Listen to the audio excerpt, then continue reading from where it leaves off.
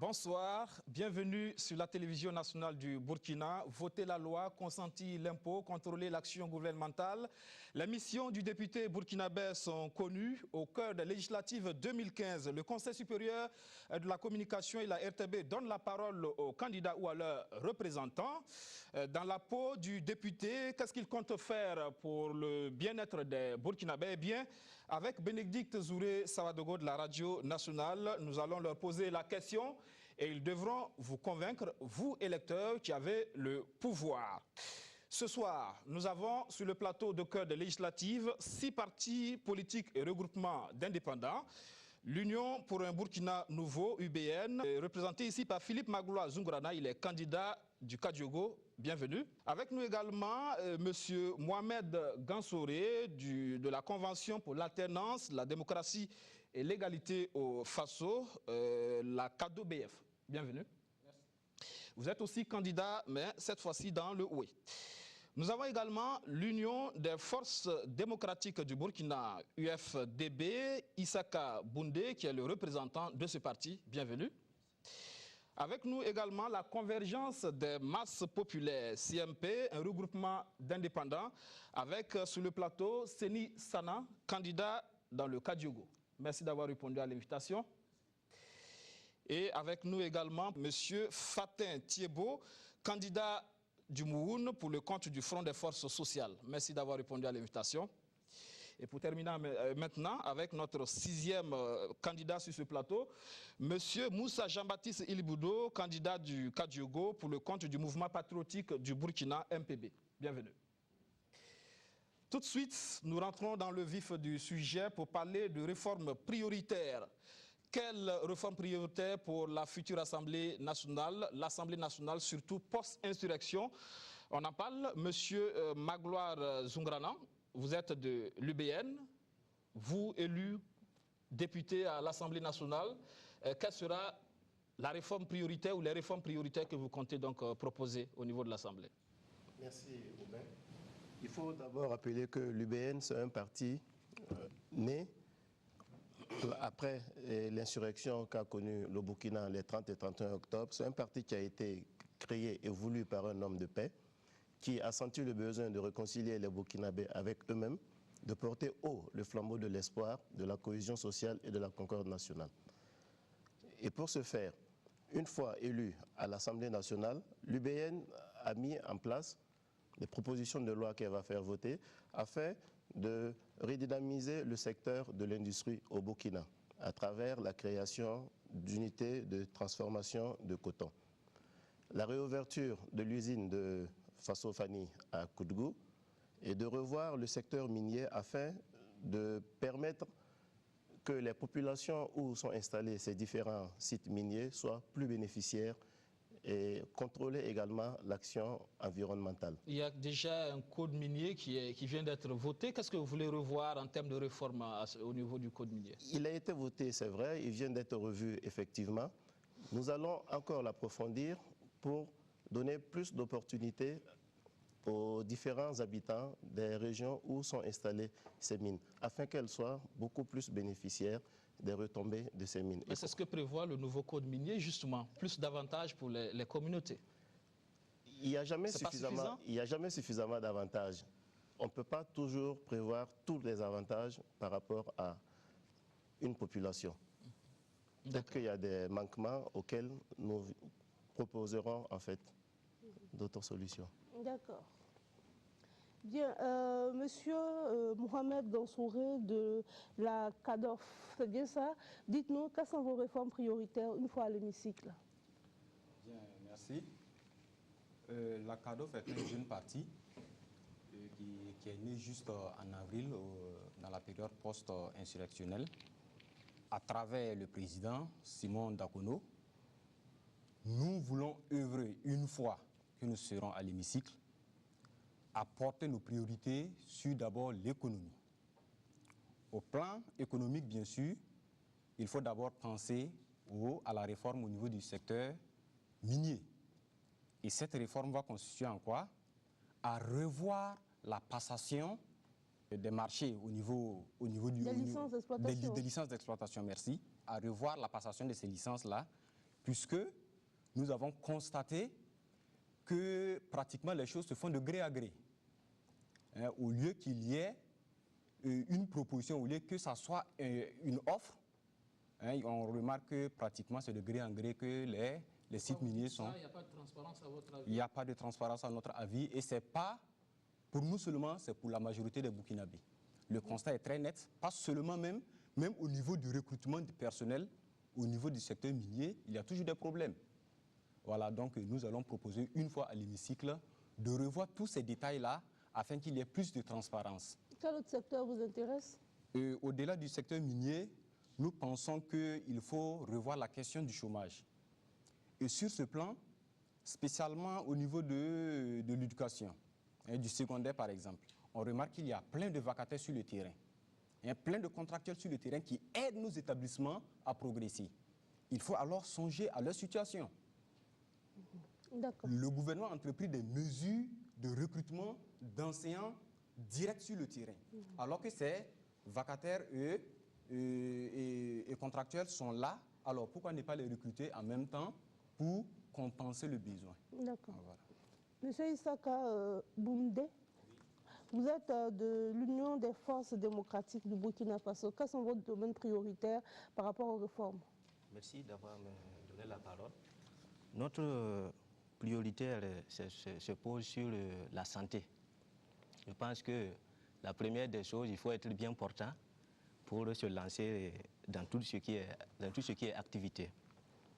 Donc, parlant de la santé, il faut qu'au niveau des CSPS, qu'on puisse avoir des ambulances, des équipements, de matériel de travail, et bien mettre les infirmiers en bon état pour qu'ils puissent faire correctement aussi leur travail. C'est bien, mais tout cela traduit en termes de réforme, en termes de loi, qu'est-ce que vous comptez proposer? C'est surtout ce qui est important. Bon, après, c'est l'exécutif qui se charge du reste. Oui, je pense que c'est notre priorité. Donc, et voter cette loi-là, c'est pour que quand même on puisse prendre compte de la santé, qui est primordiale. Oui. Avec nous également, monsieur Seni Sana, vous êtes candidat dans le cadre Djogo pour le compte d'un regroupement d'indépendants baptisé la Convergence des masses populaires, CMP. Vos priorités en termes de proposition de loi une fois à l'Assemblée, c'est quoi? Merci. En fait, la Convergence des masses populaires, comme son nom l'indique, est que les masses populaires doivent se converger. Aujourd'hui, une fois à l'hémicycle, nous allons aborder la question du logement. Le logement est très capital. Et quand vous regardez notre emblème, on parle de... il y a une case qui matérialise le droit au logement pour tous. Et ça, c'est très capital. Et maintenant, la réglementation de l'installation même de l'espace, des zones, c'est prendre le cas des zones périurbaines où les gens s'installent. Ils achètent la terre avec les paysans, ils s'installent et après, à la viabilisation, on dit non, vous êtes anarchiquement installés. Il n'y a pas une loi qui réglemente ça, l'installation de ces riverains-là. Donc il faudrait une loi pour pouvoir réglementer l'installation même de ces riverains-là. Et aussi, il faut des logements sociaux. Moi, je parle des logements sociaux parce que pour que ça soit accessible à tout le monde. Parce qu'actuellement, le logement que nous avons actuellement là, sous nos... Parce que c'est une politique qui existe déjà. Non, ce ne sont pas des logements sociaux. Ce ne sont pas des logements sociaux à votre avis? Non. Les logements sociaux de Basenko, par exemple, ce ne sont pas des logements sociaux? 10 000 logements sociaux, ce n'est pas des logements sociaux. C'est des logements que l'État a construits pour pouvoir spéculer avec ses fonctionnaires. Ah bon? Ah oui, puisque nous voulons des logements sociaux accessibles à tout le monde. Justement, par rapport à ça, vous dites accessible à tout le monde. Pour vous, un Burkinabé, une parcelle, une maison, c'est ça? En fait, ce n'est pas forcément une parcelle pour tout le monde, et pour chaque individu. Non, ça dit, mais on fera de sorte qu'il il y ait des logements sociaux accessibles à tous. Ouais. On peut avoir sa propre parcelle. Mais aussi, à défaut, qu'on ait un logement décent pour dormir. D'accord. Maintenant, le logement social que nous avons là, Oui. c'est très cher. Ce n'est pas à la portée de Burkinabé et Lambda. Ah, vous voulez revoir également le coût à la baisse? Le coût et même la construction de ces logements-là, il faudrait qu'il y ait des HLM pour que les gens puissent avoir au moins moins cher, très moins cher, 3 000, 10 000 à la limite. Parce qu'on ne peut pas dire à celui qui est dans la zone lotie d'aller payer par exemple 200 000 francs par mois pour pouvoir avoir 5 millions par exemple, pour pouvoir avoir un logement social. Maintenant, il y a l'émergence du secteur informel. Oui, il faut qu'on soit assez concis parce qu'on n'a pas beaucoup de temps. Hein. Oui, voilà, l'émergence du secteur informel. Il faudrait qu'on adopte une politique d'aménagement même des lieux de commerce. Quand nous voyons le marché hier, mais c'est très insalubre et ce n'est pas vraiment correct. Et là où nos ressources, les ressources de bon nombre de Burkinabés viennent, il faudrait qu'on ait un regard sur ça. Donc, d'accord. Monsieur Thiébaut, candidat du Mouhoun pour le compte du Front des forces sociales, vous prioritairement, qu'est-ce qui vous intéresse une fois à l'Assemblée? Merci. Permettez-moi, au nom du Front des forces sociales, que vous savez tous, nous avons perdu notre président emblématique, le président Norbert Michel Tendré-Bégo. Permettez-moi avant tout de m'incliner devant sa mémoire et la mémoire de tous les martyrs tombés lors des grands combats que le peuple a connus. Le Front des forces sociales est un parti de combat, un parti révolutionnaire sans charisme, des masses laborieuses des villes et des campagnes qui osent se battre pour un changement de qualité au profit de notre peuple. Par conséquent, nous pensons que le Burkina Faso, ce n'est pas les textes qui manquent. Les textes, on en a beaucoup de textes. Mais je pense qu'aujourd'hui, il faut donner une réponse conséquente aux préoccupations de nos populations. Les populations les plus défavorisées surtout. Quand on parle des plus défavorisés, il faut regarder du côté des paysans. Donc notre action prioritaire sera de nous rassurer que les intrants, les pesticides qui arrivent dans la main des paysans est vraiment homologué pour que leur santé ne soit pas en péril. Aussi, nous allons voir dans quelle mesure il est possible de relever le coût du prix du kilo du coton. Parce que sans ça, les paysans à peine peuvent vivre. Le deuxième aspect par rapport à l'agriculture, effectivement, c'est le problème des intrants agricoles, les engrais. Pour avoir accès aux engrais, il faut forcément faire du coton, ou bien peut-être les sémenciers connus. Nous pensons que ça, c'est priver certaines catégories de la population par rapport aux activités agricoles. Donc nous pensons que dans ce domaine-là, il faut prendre une loi pour libéraliser les intrants agricoles. L'autre aspect, la plus importante aussi, c'est le chômage des jeunes. Là, il faut catégoriser. Il y a le chômage des jeunes scolarisés. Catégoriser pourquoi? Parce qu'au Burkina Faso, on ne tient pas compte des chômages de longue durée. Et par conséquent, le FFS a réfléchi sur la question et que nous pensons qu'effectivement, il faut arriver à catégoriser effectivement les chômeurs, les diplômés, chômeurs. Il faut, pour résoudre cette question, nous pensons qu'il faut élever le niveau de recrutement des jeunes travailleurs. Il faut élever le niveau de recrutement. Dans la fonction publique ou au-delà? Oui, dans la fonction publique, bien sûr, parce que dans tous les cas, il y aura une répercussion sur le secteur privé, si la fonction publique accepte de relever le niveau de recrutement. Parce qu'en même temps, ça résout un problème. Parce que si on relève le niveau de recrutement des agents, que ce soit l'enseignement, que ce soit au niveau de la santé, ça permet encore de résoudre le problème de l'avoir de ces fonctionnaires-là. Donc, attention aussi à ne pas respecter les textes, hein, les normes UEMOA aussi qui imposent aux États de ne pas dépasser un certain seuil par rapport au... Oui, monsieur le journaliste. Est-ce que vous pensez que dans la sous-région aujourd'hui, il y a un pays encore qui recrute des infirmiers brevetés avec niveau BBC? Est-ce que vous pensez qu'on recrute encore des anciens avec niveau BBC? Combien de pays le font? Donc en même temps, ça joue sur leurs revenus. Je parle surtout du fait de vouloir recruter davantage dans la fonction publique. Oui, mais on a un problème. Il y a des diplômés, des gens qui ont leur maîtrise, leur licence, qui ont 5 ans, 6 ans, ils sont en chômage. Ils ont 30 ans, 32 ans. Compte tenu des effets du système passé. On a fait l'insurrection parce qu'il y a des problèmes. Il faut donc résoudre ces questions-là. D'accord. Donc peut-être une loi un peu dans une sorte de discrimination positive qui fait que ceux peut-être qui tendent vers la limite d'âge puissent être les privilégiés par rapport au recrutement, par exemple, c'est ce que vous voulez dire? Mais c'est fondamental. Ça, c'est fondamental. Parce que ça déséquilibre même la société. Un jeune qui a 37 ans qui n'a pas de boulot, qui a 35 ans qui n'a pas de boulot, il va se marier quand il va faire un enfant pour insérer cet enfant-là dans la vie sociale. Merci beaucoup. On comprend M. Thibault, hein, il Fassé. insiste sur l'agriculture parce qu'il est candidat dans le Moun, hein, c'est une zone fortement agricole. Il y a M.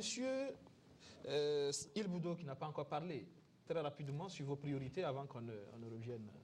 Ok, d'accord, je vous remercie. Et je vous présente un peu le MPB, qui est un parti de jeunes engagés pour prendre leur destin en main.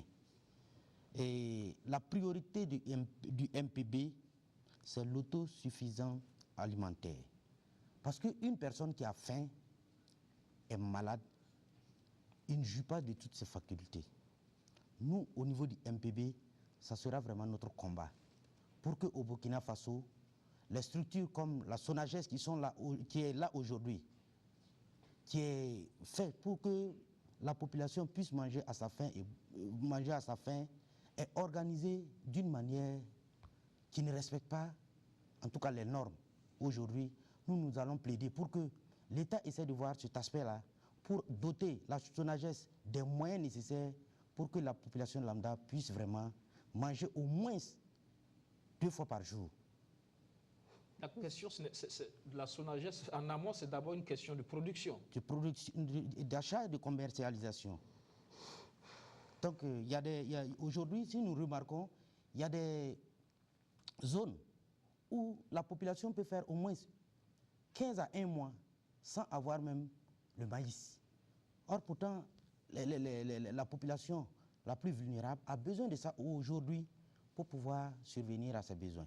Il y a la question aussi de la santé, l'éducation et la sécurité surtout. Si vous voyez aujourd'hui, nos forces de l'ordre, aujourd'hui même ne sont même pas en sécurité. Eux-mêmes ne sont pas en sécurité. Il faudra qu'on plaide pour leur cause, pour que ces gens-là puissent être en sécurité pour pouvoir venir à notre secours. Et ça sera quoi en termes de texte, par exemple, à ce niveau? Les doter des matériels nécessaires, construire des bâtiments adéquats. Si vous sortez, par exemple, dans les périphériques, vous allez voir qu'ils ont loué une maison une mini-villa de, je ne sais pas, 20 ou 30 tôles comme ça, sans clôture. Et bon, il y a des forces de l'ordre qui sont là-bas. Eux-mêmes, ils ne sont pas à l'abri.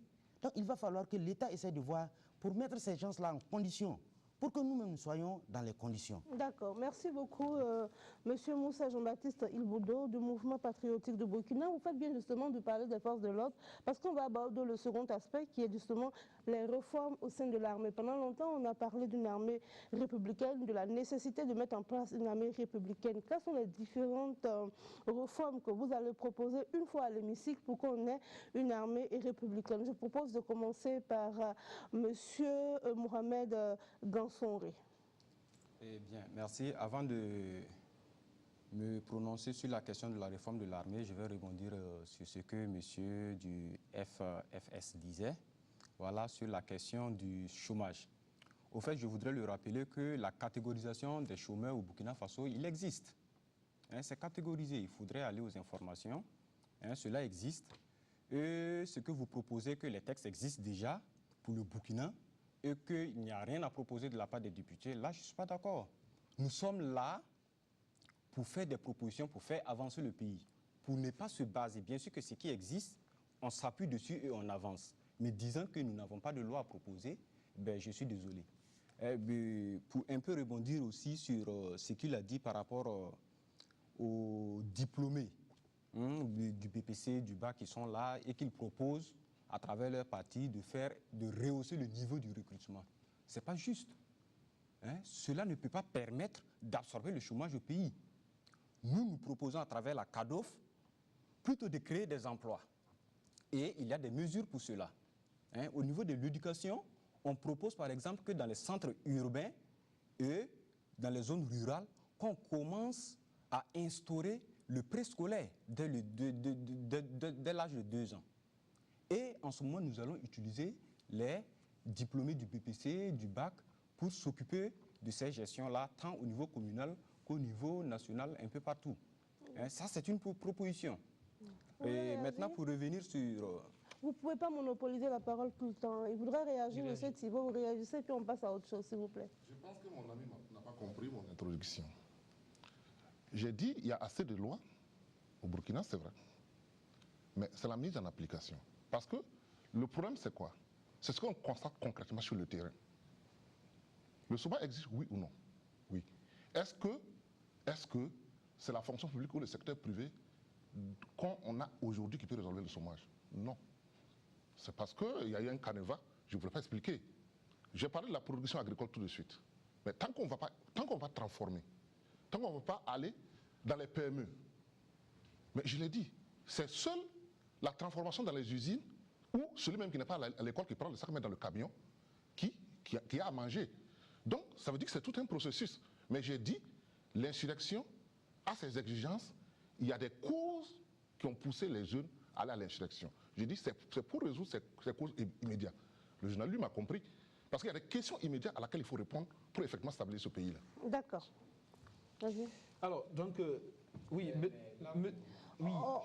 apparemment, le sujet sur le chômage semble intéresser...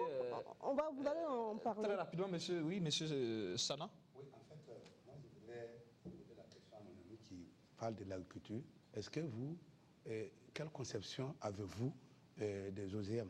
Est-ce que vous êtes pour les OGM ou vous êtes contre les OGM? Et aussi, vous avez parlé... Vous, CMP à l'Assemblée, vous votez une loi contre ou pour le développement des OGM, par exemple? Nous votons une loi contre. Nous sommes contre carrément les OGM. Il faut laisser réagir. Voilà, non, mais lui, il m'a posé la question, c'est pourquoi j'ai... Mais j'ai donné notre point de vue. C'est à lui maintenant, j'ai... D'accord. Voilà. Très rapidement. Je salue le camarade, l'ami, et d'avoir dit qu'ils sont contre les OGM. Je suis autant donné très réjoui de votre position. Nous partageons la même idée. Moi, j'ai évolué, moi j'ai étudié à Cuba. Les OGM, Monsanto a commencé ses premières expériences au niveau du Venezuela en faisant le soja, mais ça fait des catastrophes là-bas. Et j'ai dit, même les problèmes d'OGM posent un problème d'éthique. Par exemple, au Burkina, il y a des zones où ils ont expérimenté le virus du porc sur les tomates, pour protéger les tomates. Je dis, mais un musulman pratiquant qui ne veut pas manger du porc de par sa religion, où on vient mettre du virus des porcs parce qu'ils sont restés sur une tomate, ils le mangent, ça pose même un problème d'éthique. Donc, et puis, les aires ne sont pas protégées. Je suis dans une zone agricole, je sais de quoi je parle. Je me réjouis vraiment de votre position et je partage entièrement votre position. Voilà. On va évoluer. D'accord. Okay. Merci beaucoup, messieurs. On va évoluer dans la dynamique de ce débat. Là, on va à présent parler des réformes au sein de l'armée. Quel type de réformes proposer pour une armée républicaine? Je commence par vous. On va revenir sur d'autres sujets avec M. Issaka Boundé, justement. Quel est votre point de vue là-dessus? Effectivement, on a vu que c'est parce que l'armée était vraiment politisée que ce qui s'est passé est passé.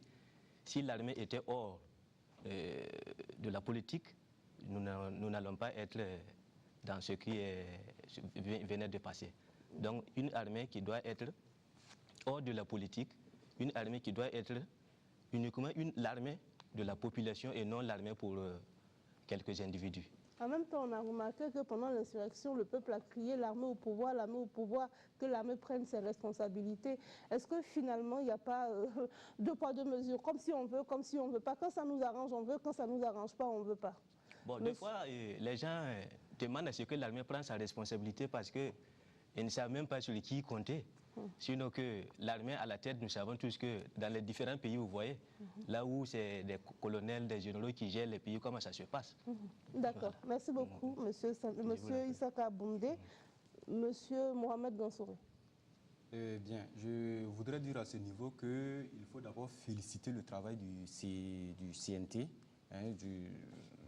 sous la transition, parce que l'une des aspirations du peuple a été vraiment respectée, à savoir la dissolution du RSP. Ça a été vraiment un travail formidable, bien sûr avec l'accompagnement de la société civile et des syndicats, et tout ça s'est encouragé. Mais au-delà, nous pensons qu'aucune réforme sur l'armée ne peut être faite sans l'armée. Là, il faut être catégorique là-dessus. Il faut leur laisser le débat, qu'ils nous fassent des propositions, et nous allons amender. Et pour cela, nous disons que l'armée doit réfléchir à travers une assise nationale. Toutes les composantes de l'armée doivent se retrouver pour une assise nationale et réfléchir et faire ressortir ce qu'eux-mêmes ils proposent en tant que réforme pour que toutes les composantes de l'armée soient au service du peuple. Mais le peuple a besoin de savoir, vous êtes candidat, le peuple a besoin de savoir maintenant quelle est votre vision de l'armée. Justement, voilà pourquoi nous disons que notre vision de l'armée, c'est qu'elle soit au service du peuple. Et pour que cette armée-là soit au service du peuple, c'est à elle de réfléchir au niveau des lois qui doivent les encadrer.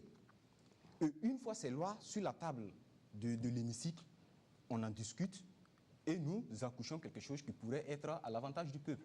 Par exemple, la question sur la municipalité, les polices municipales. Nous proposons qu'il faut les dissoudre. La police municipale ne devrait en aucun cas exister. Mais en tant que député, nous ne pouvons pas prendre cette décision ainsi. Il faut laisser la question aux forces de l'ordre, leur dire que voilà, nous voulons que la police municipale soit dissoute. Alors, dites-nous comment on peut réintégrer les éléments de la police nationale au sein de l'armée. En même temps, la police municipale permet de résorber quelque peu le chômage. On va revenir à vous, M. Fatin Thibault, du Fonds des forces sociales. Quelle réforme au sein de l'armée? Moi, je pense que déjà, il faut féliciter l'armée burkinabé, parce que l'armée a plusieurs missions. La défense de l'intégrité territoriale et la protection des civils, que ce soit au domaine de la santé. Ils interviennent même dans la production. Oui, on sait mais bien, nous pensons au FFS que la réforme qu'il faut introduire, c'est de créer un contingent pour appuyer la production agricole. Parce que sous la Révolution, ça se faisait déjà.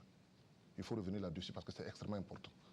Les régions qui ont bénéficié de ça savent de quoi je parle. D'accord. Monsieur Issaka, c'est bien Monsieur Seni Sana. Oui. Voilà, de la convergence des masses populaires. Quelle réforme au sein de l'armée? Ok, merci. Nous prenons pour la neutralité de l'armée. L'armée doit être républicaine. Elle ne doit pas appartenir à aucune formation politique. Elle doit être neutre pour la cause de la société. Et aussi, nous voudrions que l'armée prenne ses responsabilités en main pour essayer de voir toutes les têtes qui ont travaillé de façon collégiale avec le pouvoir de la 4e République et qu'ils soient totalement mis de côté. Toutes ces têtes-là soient mises de côté. Et qu'il y ait de nouvelles personnes qui étaient conscientes vraiment de la situation nationale. Est-ce que vous êtes, je veux savoir, est-ce que ce que vous dites est censé? Quand vous dites que tous ceux qui ont travaillé avec la 4e République, on les retire de l'armée, pourquoi? Je n'ai pas dit de les retirer de l'armée. Vous dites? Ça veut dire que les postes de responsabilité soient confiés à des jeunes responsables. Quoi. Mais il y a des hiérarchies au sein de l'armée. Oui, mais écoutez... Quelqu'un d'autre voudrait réagir par rapport à ça, monsieur Général? Passer très vite sur cette question parce que le temps presse. Oui, oui. Il y a monsieur Elboudo qui n'a pas encore dit quelque chose par rapport à cette question de l'armée. Oui, vraiment. Et quant au MPB, nous voulons que l'armée soit familiarisée. Être, en tout cas, une armée d'une même famille. Parce qu'aujourd'hui, vous voyez que notre armée a un comportement de patriote. Il se confondent même au peuple aujourd'hui. Et ils veulent aujourd'hui que le Burkinabé soit intègre et vivre ensemble. Donc nous voulons que notre armée soit solidaire. Nous ne voulons pas qu'il y ait des super militaires par rapport à d'autres, comme ce qui s'est passé avant, qui pourraient amener d'autres à être frustrés. Nous voulons que l'armée soit gérée d'une manière équitable, comme aujourd'hui nous le constatons. D'accord, merci. Et alors, je voulais un peu ajouter quelque chose. Nous voulons qu'on vote une loi qui interdit toute personne ayant porté une tenue militaire de faire la politique. Et je ne suis pas d'accord avec mon frère Sana qui demande à ce qu'on dissolve. Même après, même si la personne démissionne de l'armée, un chat, faire de la politique. Un chat reste un chat. D'accord. Et je voulais réagir à mon frère Seni qui voulait qu'on dissolve la police municipale qui vraiment... Gansoré. Qui vraiment fait un grand travail actuellement, que nous saluons du passage. Parce que la police municipale aujourd'hui, dire de dissoudre la police municipale, vraiment, c'est vraiment ne pas connaître ce qu'ils sont en train de faire sur le terrain. En tout cas, moi, je les apprécie, je les encourage et j'aimerais même qu'on essaie même de voir si les VADS, aujourd'hui, qui sont en train de faire un travail très dynamique, pouvaient essayer de s'intégrer dans ce groupe-là pour permettre à ce groupe de bien sécuriser, en tout cas, notre ville comme Ouagadougou. D'accord. Peut-être que M. Gansoré en a marre de se faire interpeller chaque matin dans la rue. Hein. C'est peut-être ça qui fait que vous voulez qu'on dissolve la police municipale. Oui, la dissolution de la police municipale, je pense que je ne me suis pas bien fait comprendre. Très rapidement, mais pourquoi? Voilà, je disais que la suppression, ce n'était pas de limoger ou de licencier les agents de la police municipale. Pourquoi vous voulez qu'on supprime la police municipale? Il faut les intégrer. Oui. Il faut les intégrer, puisque, vous voyez, c'est en créant des sous-groupes au sein de l'unité de l'armée, au sein des unités, des forces de l'ordre. Oui, des forces de sécurité de l'ordre. Parce que de toutes les façons, ça se confond par moment. D'accord. Ça se confond par moment. Il faut créer cette différence-là. Il faut l'arrêter, en intégrant tous les forces Très bien. de l'ordre. Pour vous, il faut regrouper au lieu de saucissonner davantage. Et là, on parle aussi d'autres institutions. Hein. Le débat se pose. Déjà, grâce à l'insurrection, on a supprimé le Sénat dans la Constitution. Mais il y a aussi des institutions comme le CES, comme le médiateur du Faso. Il y a des voix qui s'élèvent pour dire qu'il faut supprimer ces institutions-là parce que, véritablement, elles n'ont pas leur sens. Quelle est votre opinion sur cette question, très rapidement? Oui, et monsieur Ilboudou. C'était pour ajouter, c'est pas par rapport à ce que c'est pour ajouter une chose par rapport à la sécurité. Le temps presse. Voilà. Nous, au niveau du MPB, nous-mêmes, nous avons souhaité que les militaires radiés en 2011, on puisse même trouver, en tout cas, un cadre pour eux et ne pas les laisser dans le chômage. Donc, parce que les hommes formés avec des armes, c'est très mauvais de les voir sans emploi dans les rues. Parce qu'aujourd'hui, nous voulons lutter pour une cause. Par exemple, si vous voyez qu'il y a les tueries presque partout, on ne sait pas d'où ils viennent. Mesdames et messieurs, on va continuer dans la dynamique de ce débat. Le débat est d'actualité. Le CES, le médiateur du Faso, des institutions qui, pour beaucoup de personnes, doivent être supprimées ou carrément revues parce qu'elles sont assez budgétivores. Hein. Avec les candidats aux législatives, aujourd'hui, nous allons essayer de voir quelles sont les propositions de réforme institutionnelle que vous voulez proposer. On va commencer par vous, M. Seni Sana. Vous êtes candidat du Kadogo, de la Convergence des masses populaires, un regroupement d'indépendants. Qu'est-ce que vous proposez dans ce sens-là par rapport aux institutions? Oui, nous pensons que ces institutions-là, bon nombre de ces institutions doivent être supprimées.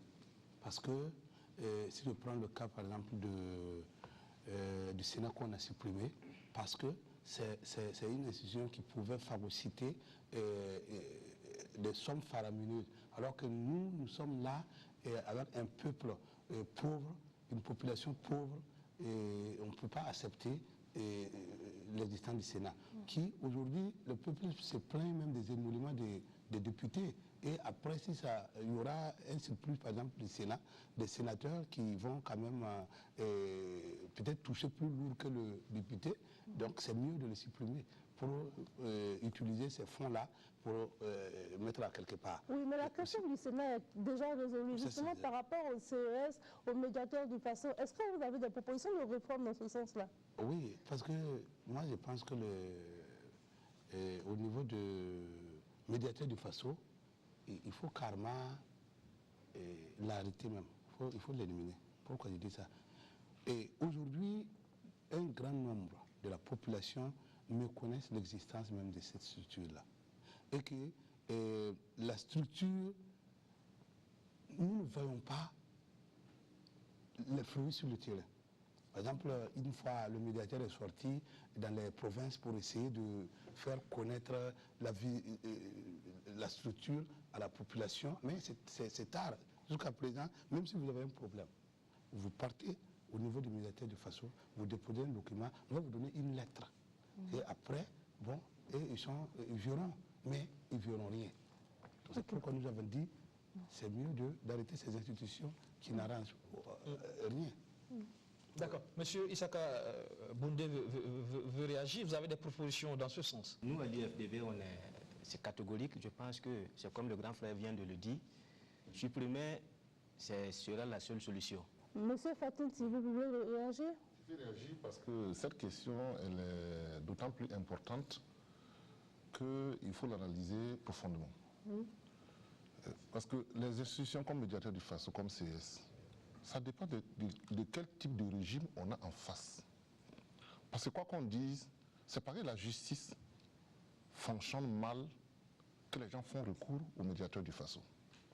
Quoi qu'on dise, il y a des gens qui font recours. Et quand les citoyens vont vers une institution, quand même ça donne de l'espoir, ça donne des choses. Mais nous, au FFS, nous prenons un régime révolutionnaire. Dans un régime révolutionnaire, ces gens d'institutions n'ont pas leur place. Parce que la justice, si la justice sociale est de mise, on ne va pas vers là-bas. Mais par contre, il y a des structures qu'il faut renforcer. Il faut renforcer, telles que la société civile, il faut renforcer parce que c'est eux qui peuvent exercer un contrôle citoyen sur le politique. Donc je m'arrête là. Alors, M. Dansoré, sur la question? Oui, par rapport à la question, à travers la Convention pour l'alternance, la démocratie et l'égalité au FASO, nous disons que le médiateur du FASO doit être purement et simplement supprimé. Nous ne voyons pas en quelque sorte son existence dans notre contexte actuel et à ce qui est à venir. Voilà. Pour le CES, nous proposons qu'il y ait de profondes réflexions. Voilà, à travers les membres même du Conseil et à travers les députés et à travers aussi les ministres, qu'on puisse avoir des renseignements et pouvoir réfléchir et faire des propositions à la fin. Monsieur Philippe Magloire-Zungrana de l'UBN, quel est votre point de vue là-dessus? Merci Bénédicte. Il faut dire qu'au niveau de l'UBN, nous retirons en fait profit de certaines actions que le médiateur du FASO a menées à travers ce pays. Beaucoup de personnes ont trouvé justice auprès du médiateur du FASO.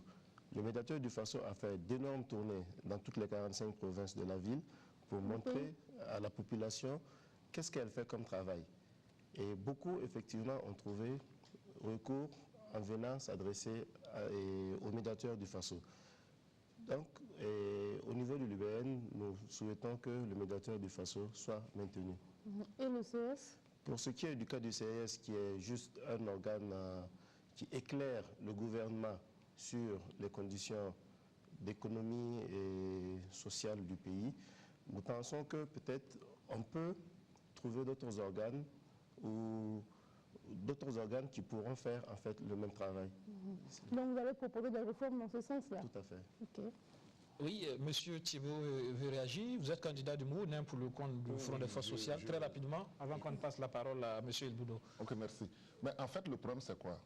L'esprit de supprimer, c'est rapport budget de fonctionnement annuel et intérêt que la population porte à ça. Ok, d'accord. Monsieur Elboudo? Voilà. Et sinon, chez nous, au mouvement patriotique du Burkina, je me dis que ces postes-là, c'est des postes d'encouragement. Parce que je me dis que depuis la nuit des temps, poser ces genres de questions à la population, vous ne trouverez pas de réponse. Parce que les gens ne connaissent pas ces genres d'institutions. Nous, alors que pour voir le budget de fonctionnement, c'est vraiment du gaspillage. C'est ça, moi, je disais qu'il va falloir qu'on supprime ces genres d'institutions-là pour reverser cet argent-là dans les structures comme la SONAGES pour avoir vraiment du céréal en grande quantité pour pouvoir donner à cette population affamée de pouvoir avoir au moins un repas au minimum 2 fois par jour. D'accord. En tout cas, nous, on veut qu'on supprime le CS et le médiateur du FASO. On va aller très vite pour rattraper le temps, pour parler, puisque vous parlez de suppression de ces institutions, question de faire plus d'économies et pour une gestion plus efficace du budget de l'État, mais en même temps aussi, de plus en plus de voix s'élèvent pour parler aussi du train de vie de l'État. Là aussi, on estime qu'il y a des économies à faire. Et pour les émoluments des députés, vous l'avez vu, sous la transition, ça fait couler beaucoup d'encre et de salive. On a voulu qu'il en soit de même pour les ministres, même si ça n'a pas été le cas. Vous, député à l'Assemblée nationale, qu'allez-vous faire? Est-ce que vous allez effectivement faire, dans la simplicité, accepter de renoncer à des avantages? Ou comment vous devez comprendre votre rôle, l'exemplarité qui est réclamée aujourd'hui par la population? Monsieur Sana. Merci. C'est nous à la convergence des masses populaires, comme c'est qu'on le dit, c'est la population. Nous travaillons en collaboration avec la population. Au niveau des émoluments, et lorsque nous arrivons à l'hémicycle, s'il y a des avantages à supprimer, nous allons les supprimer. Ce qu'on ne peut pas supprimer, on va les garder. Ah, parce qu'il y a des choses qu'on ne peut pas supprimer? Oui, souvent, bon. Et d'abord, comme je ne suis pas encore arrivé, je ne sais pas quels sont les avantages. Puisque vous cherchez à arriver, vous devez le savoir déjà. Oui, mais déjà, je sais que au temps du pouvoir de la 4e République, les émoluments des députés est élevé. Et quand le CNT est arrivé, ils ont travaillé à baisser ces émoluments-là. Mais comme déjà, moi je ne suis pas encore arrivé, je ne sais pas qu'est-ce qu'on va nous proposer. Et qu'est-ce que nous allons ensemble voir. Est-ce qu'il faut amener ça à la baisse? Il faut qu'on le dise. Ce que le CNT a fait, c'est quelque chose de conjoncturel. Donc, du coup, ces mêmes avantages restent. Et il appartient aux députés de la future Assemblée ou au régime à venir de voir concrètement qu'est-ce qu'on fait. Est-ce qu'il faut codifier cela? Oui. Les avantages, par exemple, sur la question des voitures hors taxe, par exemple, que les députés peuvent commander. Est-ce qu'il faut codifier tout cela? Oui, puisque normalement, il faut codifier. Il faut essayer de travailler à ce que nous allons avoir au Parlement répondre aux aspirations du peuple. Nous ne pouvons pas arriver au Parlement pour sortir hors des normes. Par exemple, hors taxe, non. Il faudrait qu'on travaille de sorte à se normaliser. D'accord. Monsieur Magouar Zungrana, qu'est-ce que vous allez proposer dans ce sens-là? On va revoir vos émoluments à la baisse? Pour ce qui est des émoluments, quand on sera à l'Assemblée nationale pour l'Union, pour un Burkina nouveau, il faut que, en fait, on sache situer certaines choses. On est dans un pays africain et la pauvreté aidant, le député reste toujours redevable, en fait, à la population de sa présence à l'Assemblée nationale. Pour ce faire, si vous diminuez par exemple les émoluments du député et qui reste redevable à une certaine partie de la population, comment est-ce que vous voulez que... La redevabilité, c'est à quel niveau? Par rapport à vos missions, ce n'est pas de venir distribuer des billets des banques, mais c'est plutôt de faire des propositions de loi qui vont dans le bien-être de la population. Je disais tout à l'heure que nous sommes dans un pays africain et à mentalité africaine. Nous sommes dans un pays pauvre. Un député aujourd'hui qui est élu reste redevable à sa base électorale, qui vont chaque fois venir vers lui. Prenons par exemple le cas de notre ancien Premier ministre, Tetu Zongo, qui disait en son temps que c'est la population même qui fait en sorte que celui qui est en poste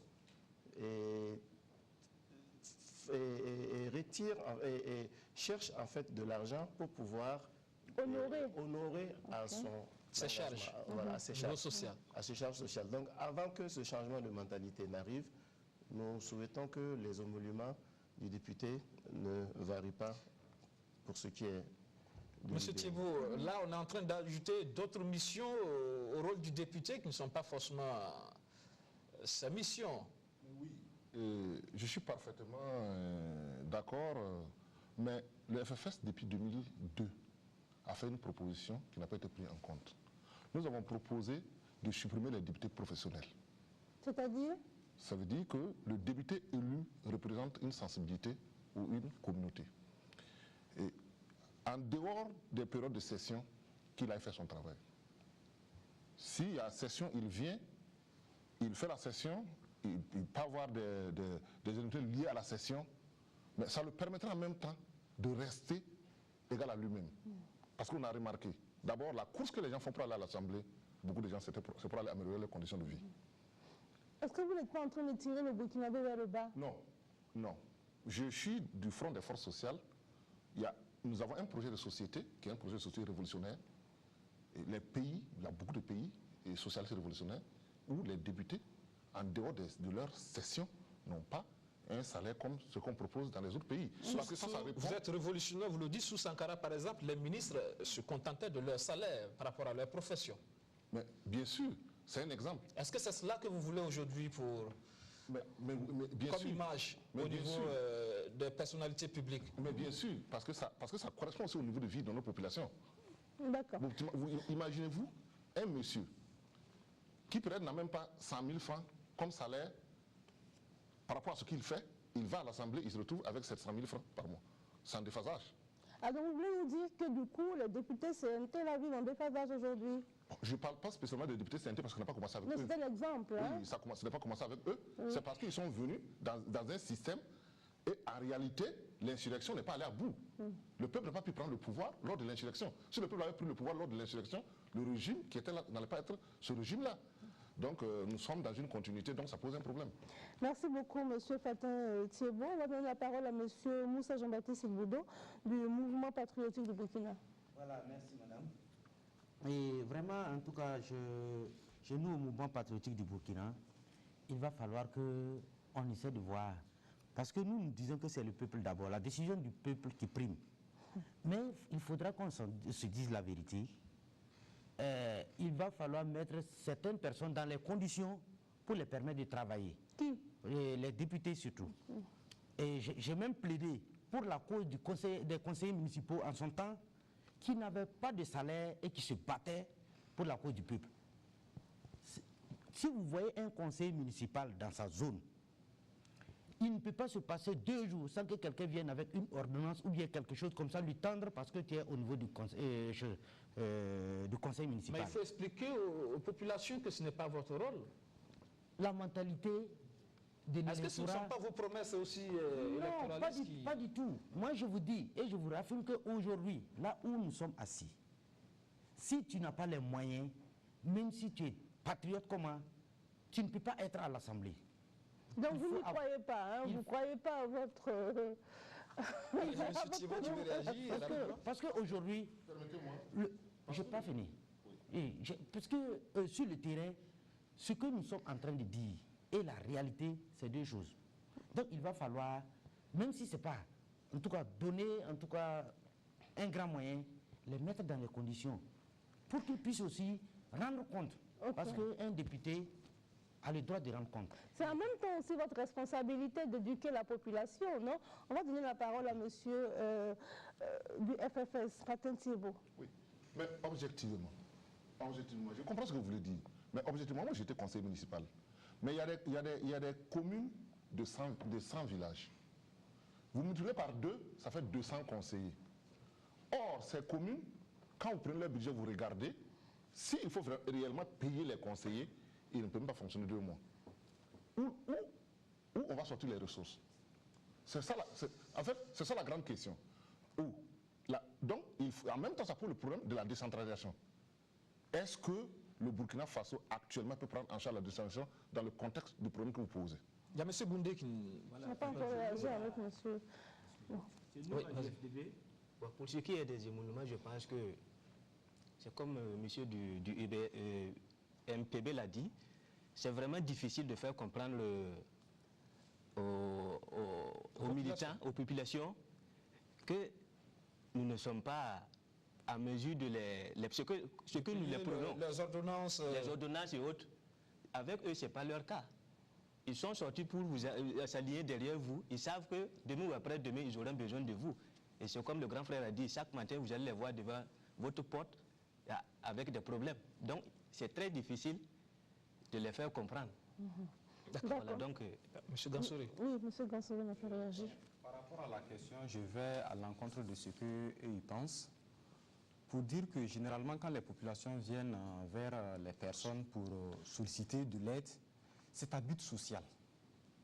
Pas parce que nous sommes un politique qu'ils viennent vers nous. Mais le politique a pris l'habitude de faire le lien en disant que, ou plutôt c'est ce qui existe même d'ailleurs, nous faisons le lien par rapport à nos promesses que nous faisons à ces populations-là afin de pouvoir bénéficier de leur voix. Donc pour ce qui est des émoluments au niveau de la CADOF, on dit qu'il faut vraiment supprimer certains avantages pour les députés. C'est très important. Il faut supprimer certains avantages parce que le député est là d'abord pour le peuple. Si nous venons prendre toutes ces ressources, vu le nombre que nous voulons à la députation, et qu'il faut vraiment payer à grande masse tous ces députés-là, finalement rien ne reste pour le peuple. D'accord. Voilà. Monsieur Moussa Jean-Baptiste, vous voulez avant vous, monsieur Sama, s'il vous plaît. Oui, moi j'aurais préféré que les services comme le CES et puis le médiateur de façon que nous avons demandé de supprimer, on puisse déverser ces ressources au niveau du conseil municipal pour qu'ils puissent travailler. Parce que ce sont des gens qui sont plus proches de la population. Et chaque jour que Dieu fait, ils sont appelés à gérer des cas sociaux. Donc, en tout cas, moi, je suis pour qu'on supprime ces deux-là au profit du conseil municipal qui vraiment... Parce qu'on rappelle également que vous avez été conseiller municipal. Oui. Ok, voilà, j'ai été conseiller municipal au niveau de l'arrondissement 11 de la commune de Ouagadougou. D'accord. Monsieur Sama? Je vais revenir avant d'aller à ma question. Mais les conseils municipaux aussi ont quand même l'accès aux réserves et puis des parcelles. Ah oui, souvent vous parlez de quelles réserves? Les réserves où ils en bénéficient. Là, vous parlez de deal. Ah ouais, les deals. Ouais, les parcelles qu'on a vendues. Ça, c'est pas légal. Ça, c'est pas légal. Oui, mais en même temps, bon. Mais quand même. Monsieur Ilboudou, c'était un conseiller patriote. D'accord. Très rapidement sur la question des émoluments. Par rapport au député qui est là, il n'a d'autres avantages. Il n'a même pas d'autres avantages que les émoluments. Maintenant, nous, ce que nous voulons, qu'on supprime presque les avantages et laisser l'essentiel. C'est l'essentiel que pour pouvoir fonctionner, pour que le député ne soit pas, en tout cas, à la coubette ou tenter de faire autre chose. On laisse l'essentiel pour lui. Voilà. Je crois qu'on va avancer dans la dynamique du débat parce qu'il ne nous reste plus beaucoup de temps. On va aborder un autre point, la nécessité du passage à la 5e République. On insiste sur le plateau. 6 invités, il faut réagir très rapidement. Monsieur Thiebaud, quel est votre point de vue là-dessus? Est-ce qu'il faut passer de la 4e République à la 5e ou c'est pas la peine, on peut continuer avec la 4e? Quel est votre regard là-dessus? Au niveau du FFS, par rapport au passage, nous sommes partants, on l'a dit, en faisant des réformes effectivement à l'intérieur qui sauvegardent le principe de la démocratie. Okay. Monsieur Sama, quel est votre regard là-dessus, le passage à la 5e République? Oui, parce que c'est une condition sine qua non, comme ce que je l'avais bien dit à l'une de mes conférences de presse. Parce que la 4e République, la constitution de la 4e République était taillée sur mesure pour habiller le président de Faso. Aujourd'hui, nous voulons passer à la 5e République avec d'autres propositions pour que tout ce que cette constitution-là réponde réellement aux besoins de la population. Alors, M. Zongrana, de l'UBN. Au niveau de l'UBN, nous attendons effectivement la 5e République qui sera instaurée. Parce qu'il y a beaucoup de lois, effectivement, qui ont été revues dans le code. Dans la Constitution. Dans la Constitution. Et donc, la 5e République est attendue au niveau de l'UBN. Monsieur Gansoré? Je pense au niveau de la CADOF aussi, que nous attendons avec impatience le passage à la 5e République. Voilà, avec plus de pouvoir au Parlement. En donnant plus de pouvoir au Parlement et en réformant aussi certaines questions liées au fonctionnement de l'État. Pourquoi vous voulez qu'on donne plus de pouvoir au Parlement? Bien sûr, le Parlement en a besoin, vu son statut et vu le fait qu'il est en contact direct avec les populations. Vous voulez qu'on réduise le pouvoir du président, par exemple? Bien sûr. D'accord. Bien sûr. Je pense que... Oui, monsieur Sana? Je pense que le pouvoir du Parlement sera... du président peut être diminué lorsqu'il n'a pas la majorité au Parlement. S'il n'a pas la majorité au Parlement, c'est que toutes ces décisions ne peuvent pas passer. Mais au cas où, effectivement, il a la majorité au Parlement, donc... C'est ça, nous travaillons. En tant qu'indépendants, nous travaillons pour que le président sera élu le 29 là, n'ait pas la majorité au Parlement. Le peuple nous écoute. Il faudrait qu'il nous aide. Mais la loi dispose pour l'avenir, il faut penser plus loin, pas seulement à tout de suite. Et puis il y a des alliances. Alors, Monsieur Boundé. Oui. Nous, à l'USDB, nous sommes également partants pour le passage à la 5e République. D'accord. Monsieur Moussa Moussa Ilboudou, pardon. Voilà. Et chez nous, au MPB, on aurait voulu même que cela soit fait avant les élections. Parce que la population insurgée est sortie pour une cause bien donnée. Or, pourtant, aujourd'hui, nous voyons que ces élections peuvent être faites d'une manière que, et après, le président qui sera élu vienne avec d'autres mesures. Parce que s'il a la majorité, il est capable d'empêcher certaines lois de passer. Donc, bon, mais comme on dit dans l'impossible, nul n'est tenu, bon, nous prenons acte, mais nous voulons que cela soit fait dans de brefs délais pour permettre à nos martyrs vraiment de ne pas mourir pour un gros zéro. Donc, nous voulons qu'on passe, après les présidentielles, qu'on vote des lois, ou bien le projet de loi qui a été proposé soit soumis au référendum et pour qu'on puisse voter la loi là, le plus vite possible. D'accord. Très rapidement, on est unanime, passé à une 5e République, mais il y a aussi le code électoral du 7 avril qui a fait couler beaucoup d'encre de salive sur cette transition. Sur la question, est-ce qu'il faut revoir ce code ou alors on le garde, M. Thibault? Cette réflexion, on la pousse en fonction de quand on est. Nous qui sommes partie prenante des insurgés, qui feront partie des insurgés, nous disons que ceux qui disent que le code n'est pas bon, parce qu'ils disent qu'il y a une partie de Burkina qui a été écartée, ce qu'ils posent comme problème. Mais nous leur répondons que ce que par leur fait qu'ils ont tués, d'office, ils sont mis de côté. Donc, par contre, eux aussi, ils pourraient être des députés, des présidents de ce pays-là. Donc moi, je pense que le code, c'est pour répondre à une situation précise, dont même... Maintenant, il faut un code aussi... Oui, mais moi, c'est limité. Même ça, c'est limité. C'est la période de 5 ans. D'accord. Donc moi, je pense que ça ne pose pas de problème. C'est le nouveau code électoral, pour vous, on le garde, c'est ça? D'accord. Ok. Oui, M. Sana. Ok, merci. Moi, je pense que le nouveau code électoral a été plus large.